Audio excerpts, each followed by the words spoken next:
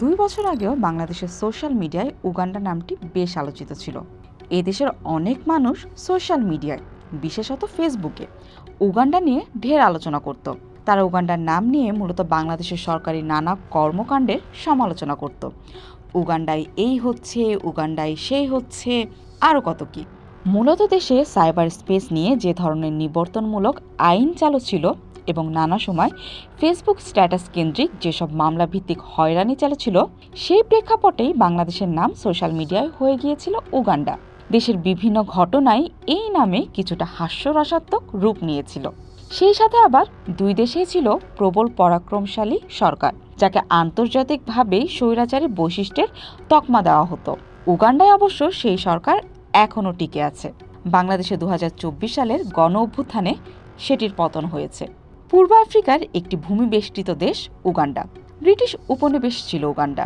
যুক্তরাজ্যের সাবেক প্রধানমন্ত্রী স্যার উইনস্টন চার্চিল এই দেশটিকে অভিহিত করেছিলেন দ্য পার্ল অফ আফ্রিকা নামে। আফ্রিকার অন্যান্য ব্রিটিশ উপনিবেশের মতো 1960-এর দশকে দেশটি ধীরে ধীরে স্বাধীনতার স্বাদ পায়। কুখ্যাত স্বৈরশাসক ইদি আমিনের দেশ হিসেবেও উগান্ডা পরিচিতি পেয়েছিল একসময়।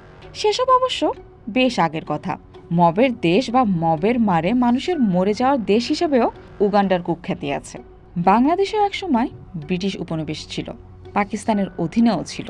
1971 সালে মুক্তিযুদ্ধের মাধ্যমে বাংলাদেশ স্বাধীন হয়, আর ঠিক সে বছরই উগান্ডায় কুখ্যাত ইদি আমিন শাসন ক্ষমতায় আসেন। 1979 সালে ইদি আমিনের ক্ষমতাচ্যুতিতে গুরুত্বপূর্ণ ভূমিকা রেখেছিলেন ইয়োয়েরি মুসেভিনি। 1986 সালে তিনি উগান্ডার প্রেসিডেন্ট হন। সেই থেকে গত 4 দশক ধরে মুসেভিনি উগান্ডা শাসন করছেন। 2026 সালের জানুয়ারি নির্বাচনে আবারও বিজয়ী হয়ে নিজের ক্ষমতার মেয়াদ আরও দীর্ঘায়িত করেছেন মুসেভিনি। নির্বাচনের মান নিয়ে জাতীয় ও আন্তর্জাতিকভাবে বেশ সমালোচনাও আছে। বিশ্লেষকদের মতে এই বিজয় উল্লাসের নয়, বরং রাজপথে রক্তপাত, ইন্টারনেট সংযোগ বিচ্ছিন্নতা এবং বিরোধী শিবিরের ওপর নজিরবিহীন দমনপীড়নের এক ধূসর আখ্যান হিসেবে আবির্ভূত হয়েছে। আর সবচেয়ে বড় ব্যাপার হচ্ছে, দেশটির অর্ধেক ভোটারই ভোট দেয়নি। তো সেই তুলনায় বাংলাদেশের গণতান্ত্রিক সরকারের ক্ষমতায় থাকার ইতিহাস বেশি সমৃদ্ধ। উন্নয়নের খেরোখাতাতেও বাংলাদেশ নিশ্চয়ই এগিয়েই থাকবে। কিন্তু খুব অদ্ভুতভাবে সংবাদ মাধ্যমের স্বাধীনতায় এগিয়ে আছে উগান্ডা। সেই উগান্ডা যেটি হয়ে যাওয়ার জুজু বাংলাদেশের সোশ্যাল মিডিয়ায় বহুল আলোচিত ও সমালোচিত। অথচ সরকারের জবাবদিহিতা নিশ্চিতে যে সংবাদ মাধ্যমের স্বাধীনতার প্রকার অন্যতম সূচক, তাতেই কিনা এগিয়ে উগান্ডা। কিন্তু কেন? এই প্রশ্নের উত্তর খোঁজার আগে চলুন সংবাদ মাধ্যমের স্বাধীনতার ক্ষেত্রে বাংলাদেশ ও উগান্ডার অবস্থান সম্পর্কে জেনে নেওয়া যাক। সম্প্রতি সাংবাদিকদের অধিকার নিয়ে কাজ করা প্যারিস ভিত্তিক আন্তর্জাতিক সংগঠন রিপোর্টার্স সান্স ফ্রন্টিয়ার্স RSF কিছু তথ্য জানিয়েছে।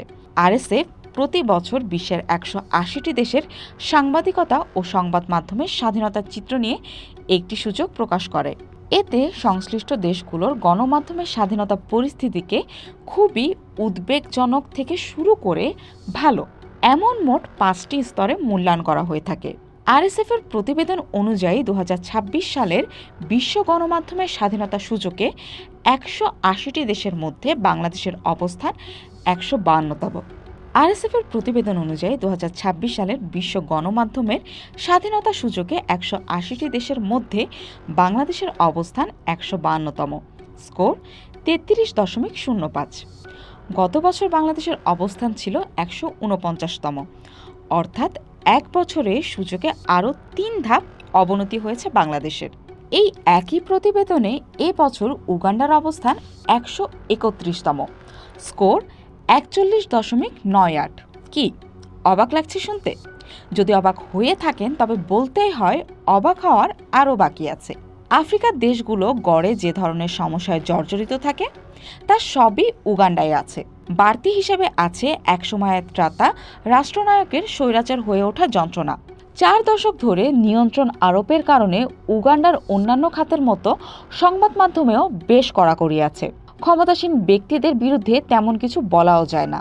নিবর্তনমূলক আইন আছে, আছে ক্ষমতার হুমকি, সমালোচনাও করতে হয় মেপে মেপে। অথচ তারপরও উগান্ডার সংবাদ মাধ্যমের স্বাধীনতায় বাংলাদেশের চেয়ে এগিয়ে। অথচ তারপরও উগান্ডা সংবাদ মাধ্যমের স্বাধীনতায় বাংলাদেশের চেয়ে এগিয়ে। আরএসএফ এর সূচক অনুযায়ী গত 5 বছরের হিসাবে সবসময় এগিয়ে ছিল উগান্ডা, বাংলাদেশ ছিল বেশ পিছিয়ে। কিন্তু অর্থনৈতিক দিক থেকে উগান্ডা ও বাংলাদেশের মধ্যকার পার্থক্য আকাশ পাতাল। বাংলাদেশের অর্থনীতির আকার বছরে $400 বিলিয়ন বেশি, ওদিকে উগান্ডার অর্থনীতির আকার $60 বিলিয়ন হয় না টেনে টুনে। কিন্তু তাও সংবাদ মাধ্যমের স্বাধীনতায় এগিয়েই থাকছে উগান্ডা। আরও অন্যান্য বিষয় টানলেও হয়তো বাংলাদেশ এগিয়েই থাকবে, অথচ সুনির্দিষ্ট একটি বিষয়ে ফেল। আবার ওই বিষয়টি নির্ধারণ করে একটি দেশের উদার ও মতের হিসাবে বৈচিত্র্যপূর্ণ হওয়া। উগান্ডা তাহলে এগিয়ে থাকছে কিভাবে? 2026 সালের সূচক দেখলেই সে বিষয়ে কিছুটা আন্দাজ করা যায় বটে। পলিটিক্যাল ও ইকোনমিক ইন্ডিকেটরে বাংলাদেশের স্কোর 30-এর একটু বেশি, লিগ্যাল ইন্ডিকেটরে বাংলাদেশের স্কোর 34.38, সোশ্যালে 37.60 এবং সিকিউরিটি ইন্ডিকেটরে 30.51। পলিটিক্যাল ও ইকোনমিক ইন্ডিকেটরে উগান্ডার স্কোর 30-এর আশেপাশেই, কিন্তু লিগ্যাল, সোশ্যাল ও সিকিউরিটি ইন্ডিকেটরে উগান্ডা ঢের এগিয়ে। লিগ্যাল ইন্ডিকেটরে উগান্ডার স্কোর 42.17, সোশ্যালে 44.98, সিকিউরিটি ইন্ডিকেটরে 63.49।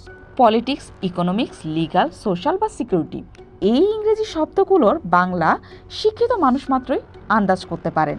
সুতরাং এখানে খুব বিশদ ব্যাখ্যার প্রয়োজন বোধহয় নেই। অযথা লেখা বড় করার অর্থও হয় না। মোদ্দা কথা এই যে সংবাদ মাধ্যমের স্বাধীনতায় বাংলাদেশ পিছিয়ে পড়ছে, এতটাই যে অর্থনীতির দিক থেকে 8 বা 9 গুণ ছোট দেশও আমাদের তুলনায় ভালোভাবে এগিয়ে আছে। সেই দেশটির নাম নিয়ে আমরা বাংলাদেশিরা আবার সোশ্যাল মিডিয়ায় বেশ হাস্যরস করে থাকি। উগান্ডা হয়ে যাচ্ছে কিনা সেই শঙ্কাও হাসতে হাসতে প্রকাশ করি প্রায় সময়। হাসি বরং একটু কম হোক এখন থেকে, ট্রোলও কম হোক সোশ্যাল মিডিয়ায়। কারণ বাংলায় প্রবাদ আছে, চালুনি কয় শুইরে, বাকিটা না বলা থাক, বুঝে নিলেই হলো। বুঝতে পারলে সাবধান হওয়া যাবে। সাবধান হওয়াটা বেশ জরুরিও। বলা তো যায় না, কখন আবার উগান্ডার মানুষেরা বলা শুরু করে যে সংবাদ মাধ্যমের স্বাধীনতার দিক থেকে তারা বাংলাদেশ হতে চায় না। তা বাংলাদেশকে অন্তত এই একটি ক্ষেত্রে উগান্ডা হতে পারবে? হলে মন্দ হয় না। আন্তর্জাতিক সূচকে একটু হলেও উন্নতি হবে, কিছুটা হলেও এদেশের সংবাদ মাধ্যমের স্বাধীনতা তো বাড়বে।